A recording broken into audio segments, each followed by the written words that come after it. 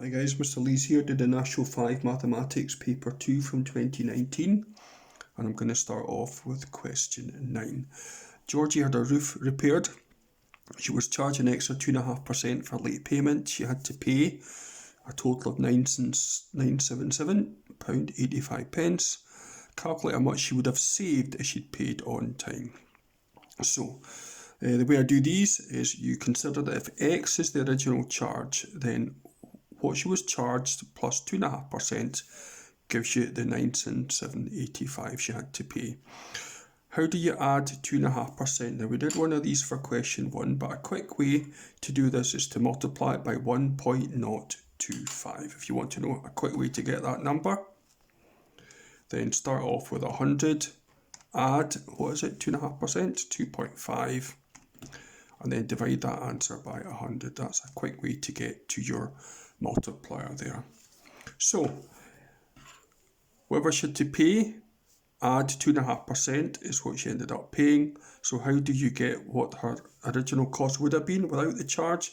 You divide that by that and you get £954. So she would have had to pay £954. Normally she ended up paying £977.85. So she would have saved £23.85 if she'd paid on time. Okay.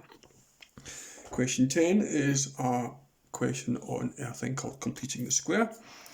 So we have to express x squared plus 10x take 15 in the form x plus p squared plus q. Okay, if you're not very confident about these, what I would encourage you to do is to multiply x plus p squared plus q out and get it into one big long expression like that. X plus p times x plus p, obviously when you square something, you times it by itself, plus q there. So we have x times x plus p times x plus p. So we have x squared plus px plus p squared plus your q there. So we have x squared plus 2 lots of px plus p squared plus q there. So multiply that out, that's what you get there. This allows you to compare these two sides. We have this side and we have this side. So we have x squared, that's done. 2px, 10x. So 2p has to be worth 10, so p has to be worth 5. P squared plus q, no x is there, minus 15. P squared plus q has to be worth minus 15. We know that p is 5, so 5 squared plus q has to be minus 15. 5 squared, of course, is 25. So q has to be minus 15 take 25, which is minus 40. So we've now got p, we've now got q. We can put them into there. So it's x plus 5 squared take 40. And that's that one done there. Question 11. The diagram shows the course for a jet ski race. The course is indicated by markers A, B and C. And the total length of the course is 1,500 metres.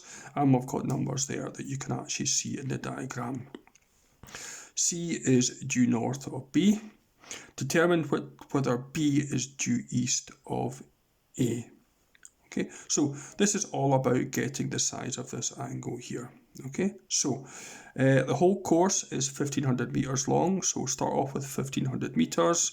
So the length of CB is what that means. So 1,500 metres, take away the two other sides, means that that is 250 metres. So we're now going to use what we call the converse of Pythagoras. Because if that's 90 degrees, then A is west of B, and conversely B would have to be east of A. So let's work out whether that's 90 degrees, and we do that by showing that that squared plus that squared equals that squared there. So 600 squared plus 250 squared gives you 422,500. 650 squared is the same 422,500. So by the converse of Pythagoras, that is 90 degrees. So A is west of B, so conversely B has to be east of A. So there's your final answer there. Let's have a look at question 12, where you have two sectors of the circles that are mathematically similar. So that one there is an enlargement of that one there. So the area of the larger one is 2750. Calculate the area of the smaller sector. So When I do these, I always get my scale factor using the bigger number divided by the smaller number. I just find that is easier to wrap my head around anyway. So the scale factor is 50 over 30, which simplifies to 5 over 3. Okay, so lengthwise, that is 5 over 3 times that. The area factor is the scale factor squared. So it's 5 over 3 squared, 5 squared, 25, 3 squared, 9, 25 over 9. So the area of the large sector is 25 over 9 times the area of the small sector there. So the area of the small sector has to be the area of the larger sector divided by 25 over 9. Okay, so let's just check out that one. 2750 divided by 25 over 9. 2750 divided by 25 over 9. And you might see that I prefer my fractions looking like that. And you get 990. So the area is 990 square centimetres. And for B, calculate the size of angle ACB. So we want to know this angle that I've labelled X there. So let's just work this one out. So the area of the sector ACB is that over 360, the fraction that's compared to a whole circle of the area of the circle. So we actually given the sector of ACB, that's the one up there, that's the 2750, is that there. So it's x over 360, that's your fraction of the circle, times pi times 50 squared. Pi times 50 squared is 7854.0.